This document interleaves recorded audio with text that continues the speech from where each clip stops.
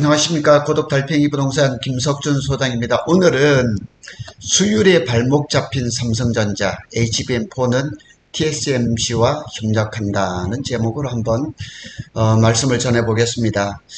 계속해서 수율 얘기를 하고 있는데요. 좀 상당히 중요한 이슈입니다. 삼성전자가 이 수율 때문에 지금 상당히 어려워합니다. GAA 3나노도 그렇고 HBM도 그렇고 DRAM도 그렇습니다. 다 지금 수율 때문에 굉장히 어렵습니다. 그래서 지난 7월 달에 7월 초에 삼성전자는 자사 파운드리에서 HBM4 로직 다이를 사나워에서 생산할 것이라고 발표를 했거든요. 근데 SK 하이닉스는 파운드리 라인이 없기 때문에 이 삼성전자보다 먼저 TSMC하고 손잡고 HBM4를 개발한다고 발표를 했었어요. 그런데 이 삼성전자가 파운드리도 있고 파운드리를 운영한 지도 꽤 됐죠. GAA 3나노까지 생산하고 있는데 왜 HBM4에서 TSMC하고 손을 잡냔 말이에요. 그러고 이 삼성전자하고 TSMC하고 무슨 이런 회사 입장에서 서로 이렇게 협력 관계가 있었거나 그런 거 없습니다. 그래서 결국은 TSMC가 삼성전자가 TSMC의 손을 잡은 거는 수율하고 발열 문제를 해결하지 못했기 때문입니다. 그래서 이게 지금 HBM4가 내년 하반기에 이제 생산이 될 건데요.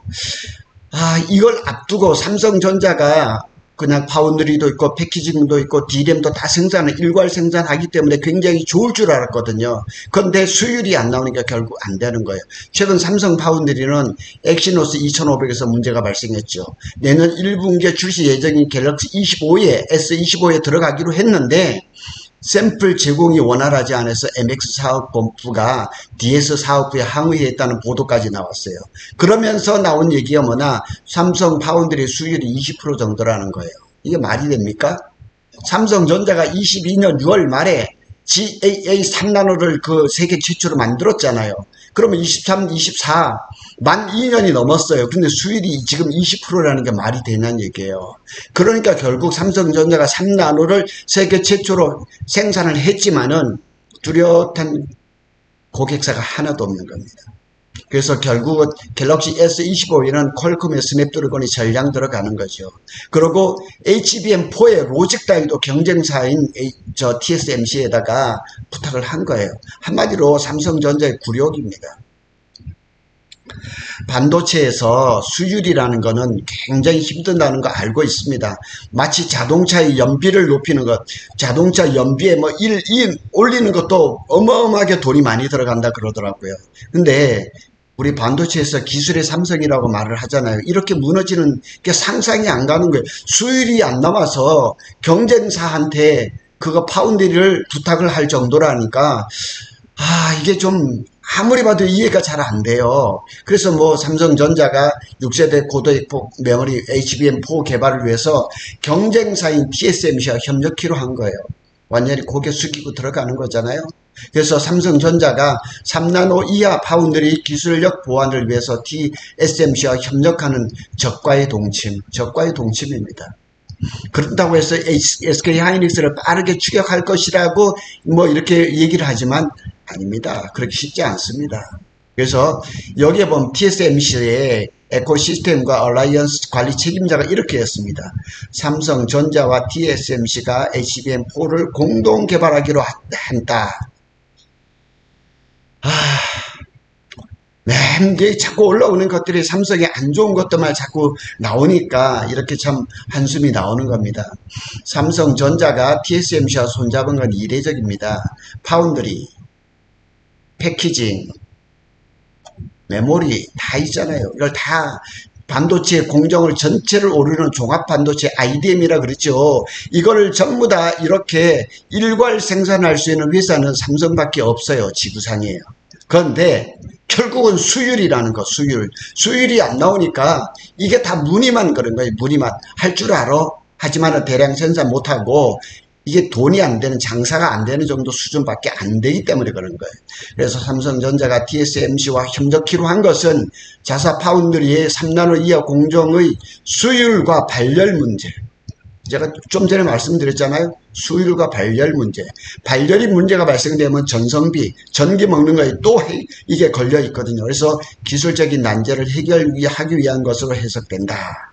삼성전자는 최근 3나노 파운드리 공정을 적용한 자체 모바일 풀 AP 엑시너스 2500 출시도 수율 문제로 연기를 해버렸습니다. 아이폰 16이 AI 폰으로 나오니까 그 품질을 대항하기 위해서 퀄컴의 스냅드래곤 쓰는 거 이런 것도 일이 되지만은 엑시노스 2500이 수율이 잘 나오고 성능이 잘 나왔다 그러면은 왜 그거를 쓰겠냐는 얘기죠. 절대 그거 쓸 일이 아닌 거죠. 자, 여기 한번 그래픽을 하나 보고 가겠습니다. 요게 이제 HBM의 구조란 말이에요. 그런데 문제가 되는 게 어디냐? 저기 인터포저는 이거는 나중 문제고요. 인터포저도 이제 HBM4부터 삼성전자하고 SK가 다르게 합니다. 그런데 여기서 문제가 뭐냐면 요 부분을 얘기를 하는 거예요. 요 부분. 이게 로직 다이라고 얘기를 하죠. 로직 다이. 버퍼 다이라고도 얘기하죠. DRAM의 컨트롤 역할을 하는데 요거를 전에는 이제 SK도 자체 생산하고 삼성도 자체 생산을 했는데 HBM4부터는 요 로직 다이를 파운드리로 생산을 하는 거예요. 그래서 삼성전자가 4나노를 우리는 자체 생산을 할 거다. 이랬고 이제 TSMC는 12나노 아니면 5나노를 할 거라고 얘기를 했거든요. 그래서 저는 삼성전자가 4나노에서도 잘 하고 있으니까 이 로직 다이로 삼성 파운드리에서 하는데 뭐가 문제일까? 오히려 그렇게 되면은 SK 하이닉스보다 외주 주는 게 없어 직접 생산하는 거니까 더 경쟁력이 있지 않을까 이렇게 생각했는데 아니란 거예요. 느닷없이 삼성은 TSMC한테 로직 다이를 이 파운드리를 그냥 위탁 생산을 해버린 거죠. 그리고 여기도 문제가 되는 거예요. D램 단품, 코어 다이, 이게 지금 4단이잖아요. 8단, 12단. HBM4에 가면 초기에는 12단이겠지만 나중에는 16단까지 가야 되는데 여기에 지금 SK 하이닉스는 1B D램을 쓰는데 삼성은 1A를 쓴단 말이에요. 제가 여러 번 말씀드렸잖아요. 1A는 14나노, 1B는 12나노라고 얘기를 하고 있거든요. 그러니까 가장 기본되는 D램 단품 코어 다이에서부터 성능이 차이가 나니까 전체적으로 발열 문제라든가 수율 문제가 발생해버리는 겁니다. 이런 문제를 극복하지 못하고 그 다음에 또 이게 반도체 주기라는 게 있기 때문에 마냥 기다릴 수가 없으니까 삼성전자가 결국 TSMC하고 손을 잡아버린 겁니다. SK 하이닉스는 신문에 났죠. 12단 HBM3E를 이달 말에 생산합니다. HBM4는 최고의 성능으로 갈 거라고 자신있게 얘기하고 있는 거죠. 삼성은 아직까지 8단 HBM3E가 지난주에 보도에 보면은 콜 통과를 하고 곧 납품할 거라 그랬고, 근데 12단은 아직 멀었거든요. 그건 아직까지 멀었거든요. 자, 여기 한번 보고 가겠습니다. 자, 내년 하반기부터 양산에 들어갈 예정인 HBM4는 기존 메모리 생산 라인에서 찍어내면 되는 게 아니라 칩 밑단 로직 다이가 복잡한 파운드리 공정을 반드시 필요한 거예요. 그리고 다시 말해서 파운드리 역량이 HBM4의 성능의 차이를 만드는 거예요. 삼성전자가 자기네 회사 삼성 파운드리에서 생산하면 시간도 단축이 되고 원가 절감도 되고 삼성 파운드리가 적자에서 흑자로 돌아갈 수 있는 그런 계기를 마련할 수 있음에도 불구하고 이 가장 밑단 로직 다이 자신이 없었던 거죠. 자신이 없으니까 TSMC에서 막혀버린 거죠. 그래서 앞서 SK 하이닉스가 차기 HBM4 생산을 위해서 TSMC와 전략적 동반자 관계를 맺었어요. 전략적, 이게 정치적인 용어인데 경제적인 부분에 반도체 부분에서 이렇게 지금 표현을 하고 있거든요. 그래서 당초 삼성전자는 HBM4를 로직 다이를 자체 파운드리 4나노에서 하려고 했었어요.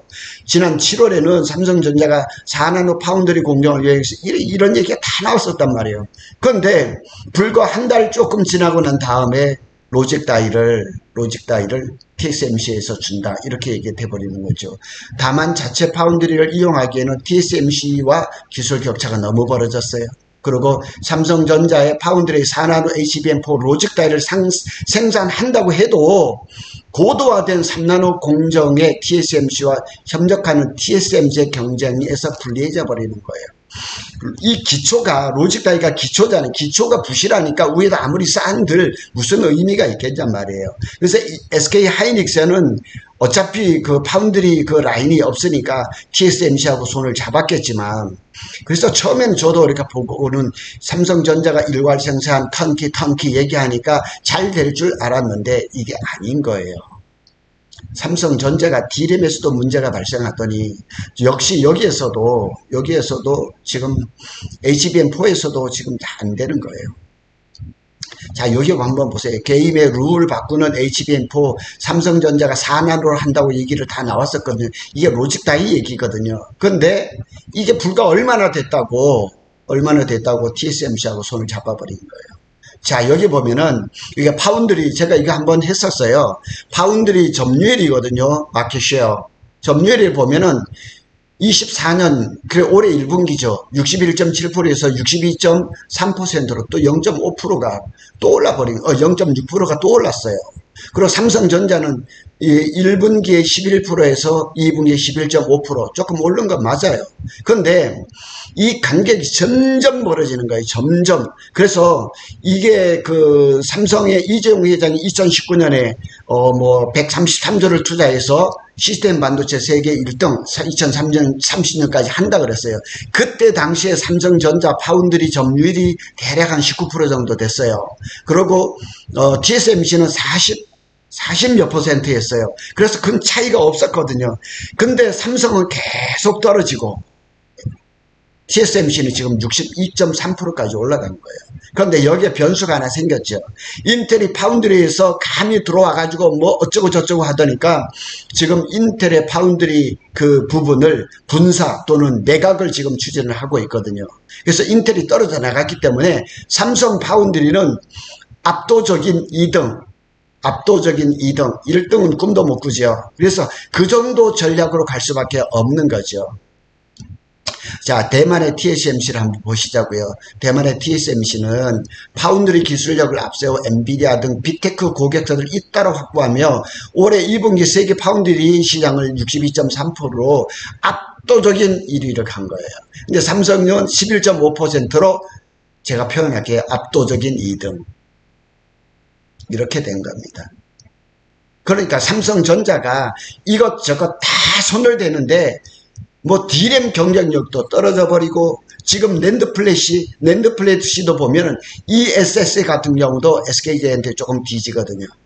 그러면 결국 삼성전자가 잘하는 건 뭐냐? 레거시 D램, 레거시 낸드 플래시 이런 것만 잘하는 거예요. 저도 이제 삼성 빠져. 제가 삼성 잘 되기를 바라고 많은 분들이 또 댓글을 달아서 왜 그렇게 삼성을 많이 까냐는 식으로 얘기를 하는데 삼성이 이런 그 기술적인 그 불리함에서 벗어나려면 뼈를 깎는 노력이 필요한 거예요. 그래서 이정배 이제 삼성전자 메모리 사업부장이 뭐라고 했냐면 다른 파운드리 기업과 협업해 20여 개의 맞춤형 솔루션을 준비하고 있다.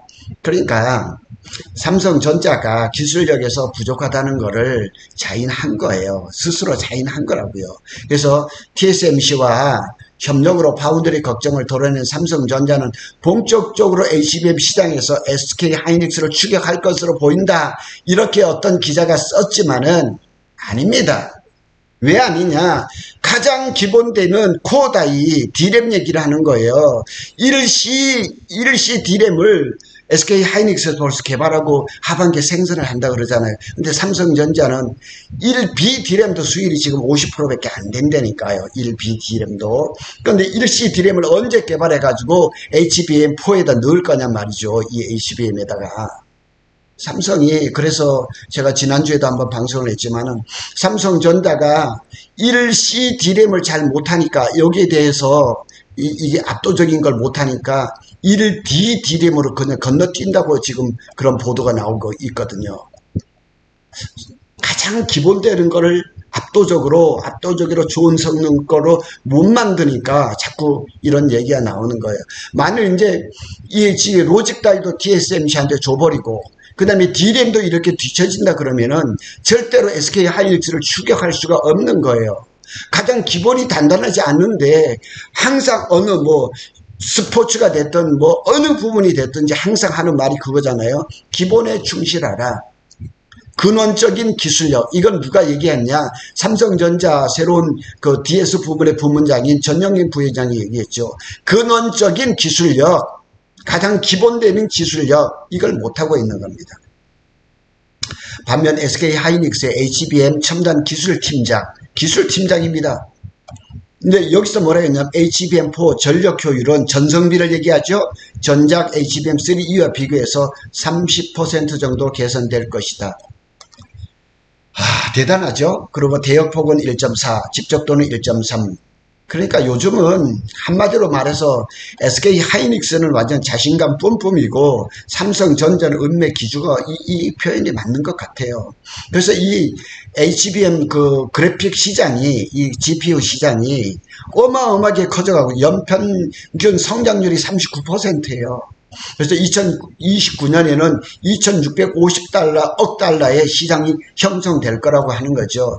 전망은 장밋빛입니다. 요즘 반도체 주가가 그냥 막 떨어지고 있지만은 AI 시장은 좀 다르다는 얘기예요. 그리고 여기에 보면 또 HBM4 수요도 급격히 증가할 것이다. 왜 그러냐면 엔비디아가 HBM 이제 4, 블랙웰은 HBM3E 뭐 이제 12단, 16단 이걸 얘기를 하는데 거기에 블랙웰의 그 주문량도 엄청 늘렸거든요. 그런데 HBM4는 요거는 루빈이죠. 루빈도 수요가 급격히 증가할 것으로 전망된다. HBM 시장은 22년부터 오는 25년까지 연평균 109%의 이게 말이 됩니까? 어떤 사람이 연평균 109%의 성장률을 기록하느냐 말이에요. 경이적인 기록입니다. 그런데 요즘 뭐 엔비디아 주가, 삼성 주가, SK하이닉스, 한미 반도체 주가가 지금 뚝 떨어지고 어떻게 보면 한번 이게 점검하고 이렇게 출렁하는 그런 단계지만은 AI 시장이 지금 뭐 세상에 나온 지 얼마나 됐다고 이게 내리막으로 갈 거예요? 그런 건 아니죠. 자, 삼성이 출발이 늦었습니다. 그리고 기술력도 모자라요. 그래서 삼성전자와 SK하이닉스의 HBM 기술력 차이는 존재하는 걸로 보인다. 보이긴 뭐가 보입니까? 차이가 확실히 커져버린 거죠. 기술력 차이가 상당합니다. SK하이닉스하고 삼성전자하고. 그래서 혹자는 2에서 3년 사이에는 못 따라간다고 얘기합니다. 이렇게까지 극단적으로 얘기하시는 분들도 있어요. 2, 3년 안에 SK를 못 따라간다는 거예요. 그러면 이참에 삼성전자는 한 호흡 템포를 쉬면서 어떻게 하면 SK를 추월하냐. 그러니까 전영현 부회장이 말한 대로 근원 기술력, D램부터 잘 만들고 파운드리 수율 높이고 그래야지만 HBM4에서 승부가. 삼성전자가 계속 그냥 언론 프레임에서 뭐라고 했냐. HBM4에서 승부를 걸겠다. HBM4에서 SK하이닉스를 뛰어넘겠다. 이렇게 얘기를 했어요. 그런데 지금 흘러가는 흐름이 뭐예요? 그래서 삼성전자는 HBM4 양산을 내년 하반기로 예상을 하고 있었고 SK하이닉스는 내년 상반기랍니다. 내년 상반기. 여기서도 벌써 차이가 나잖아요. 선점을 해가지고 엔비디아를 꽉 붙들어 잡고 그 다음에 또 AMD를 잡아버리면 삼성이 갈 자리가 없어요. 그런데 이게 지금 안 되고 있어요. 참 안타깝죠. 그래서 삼성이 도대체 뭘 했다는 얘기예요. 여태껏 그 메모리 반도체 자그마치 31년간 지금 1등을 달리고 있는데 이게 지금 이 가장 핫한 이 HBM 이걸 하나를 제대로 못 만들어 가지고 지금 굴욕을 당하고 있다는 게 말이 되고 있냐고 말씀이에요. 자, 이 로직 다이 이게 파운드리, 그 다음에 이 D램 코어 다이 이런 것들, 이 가장 크게 대표적인 두 가지죠. 여기서 딸리고 여기서 딸리니까 전체적으로 SK를 압도할 수가 없는 거죠. 따라갈 방법이 없는 거예요. 참 답답합니다. 저한테도 전화가 이렇게 자주 오면서 좀 좋은 소식을 좀 전했으면 좋겠지 않겠냐 이런 말씀을 하시는 분도 있지만은 현실을 직시할 수밖에 없는 거죠. 고독 달팽이 부동산은 SK하이닉스와 삼성전자의 반도체 소식을 발빠르게 전해드리고 있습니다. 이와 더불어서 관계된 부동산 소식도 발빠르게 전해드리도록 하겠습니다. 삼성전자 좀 더 분발해 주시기를 바라겠습니다. 감사합니다.